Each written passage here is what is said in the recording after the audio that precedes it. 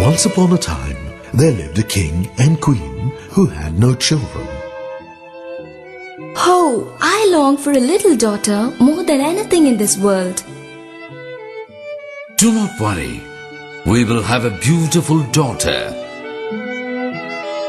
One day, when the queen was bathing in the cool water of the palace fountain, a frog suddenly jumped out and sat at the edge, gazing at her. You shall have your wish this very time next year, when the briar rose begins to flower. A living rosebud shall blossom for you. Oh, thank you. Thank you very much. And the next year, just at the time of the roses, the queen had a little baby daughter, just as the frog had promised. Oh, our daughter is very beautiful.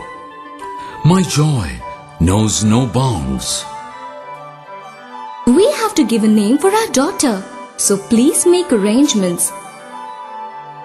Of course, I will make the grandest christening possible and invite all the fairies.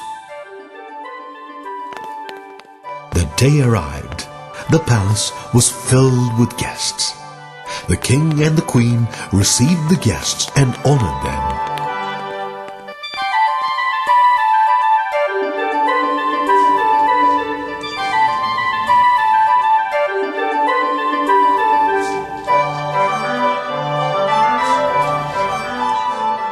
The king had invited only 12 fairies. Unfortunately, he forgot to invite the last fairy. The 12 fairies came to the christening ceremony, and they each brought a magic gift to the infant princess. I will give you the beauty. I will give you health and happiness. Cleverness is my gift. Sweet temper and a kind-hearted princess you will be. One by one, all the fairies blessed the child. The 12th fairy was about to bless when the 13th fairy, who had not been invited, arrived. She looked at the sleeping princess. Oh, Princess, you shall have my gift, though I was not invited for the christening. Oh, fairy, please forgive me. I really... No explanations. When you're 15 years old, you shall break your finger with a spindle and fall down dead. She flew out of the window.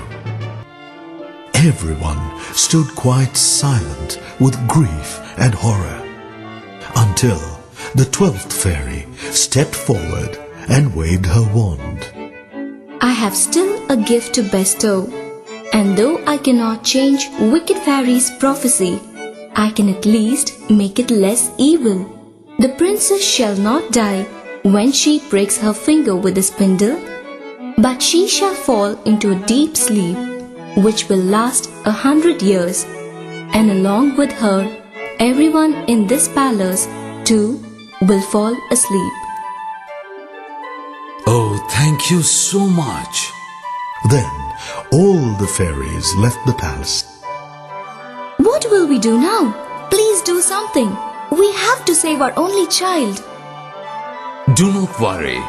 The only way to save our child is I will order that every spinning wheel in the kingdom should be destroyed.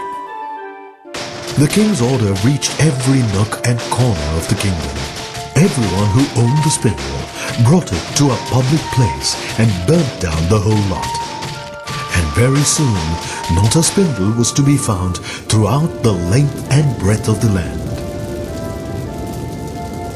Years passed. The child grew to be a beautiful princess. She was as beautiful as a flower, and as clever as she was good, and as happy as the day was long. Since the spinning wheel was banned, everyone, including the king and queen, wore only rags. It happened that on her 15th birthday, the king and queen went out together.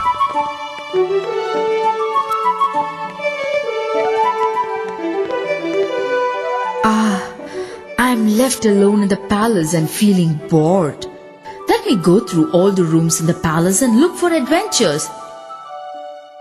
After a while, she came to the end of the palace, where there was a little stair. How come I have never noticed this earlier? Let me climb to the top. On the top, she saw a curious little door. Let me knock the door and see who is inside.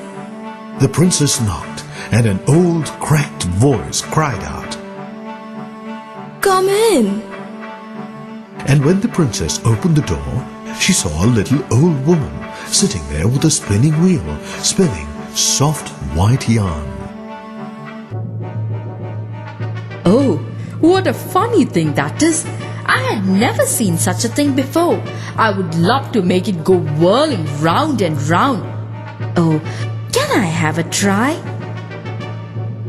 Oh, sure, why not? Come here. The princess put out her hand to touch the soft wool, but the spindle pricked her finger and a tiny drop of blood sprang out. Before she had even time to cry out, part of the fairy's evil prophecy came true, for she sank down on the stone bench and fell fast asleep. At that very moment, everybody and everything in the palace stopped what they were doing and fell fast asleep too. The king and queen, who had just returned and were walking through the hall, sank down in 2 royal chairs. And as the years went by, people began to forget about the palace. The palace was covered with a hedge so thick and so high that no one could see what was inside. A prince arrived at the kingdom on the very day when the princess had been asleep for 100 years. He heard the story about the sleeping princess. The last prince came back quite blind.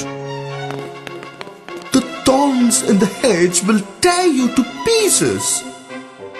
I shall never come back at all, unless I can win my way through. The prince set off bravely, but when he got to the great hedge, to his surprise, he found it covered with pale pink roses, and the branches parted in front of him to make a passage, and all the thorns looked the other way.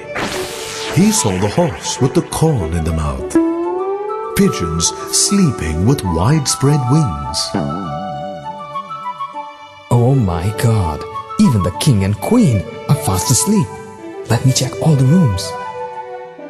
The prince, who was wondering, saw the little stairs and climbed up it. Let me go inside.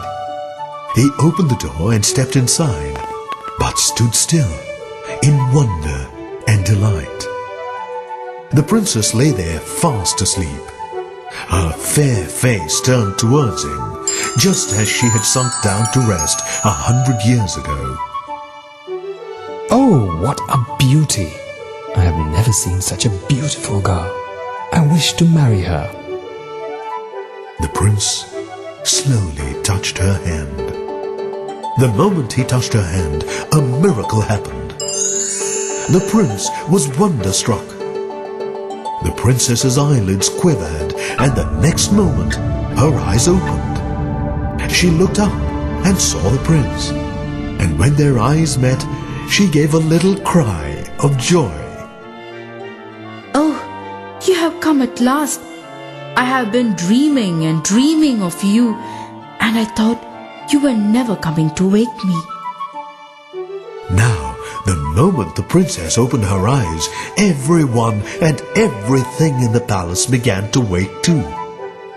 Both the prince and the princess went to see the king and queen. I am so happy, for your curse has come to an end. Let's make preparation for their marriage, and this time, please invite all the fairies without forgetting anyone. You are right. And so they were married and lived happily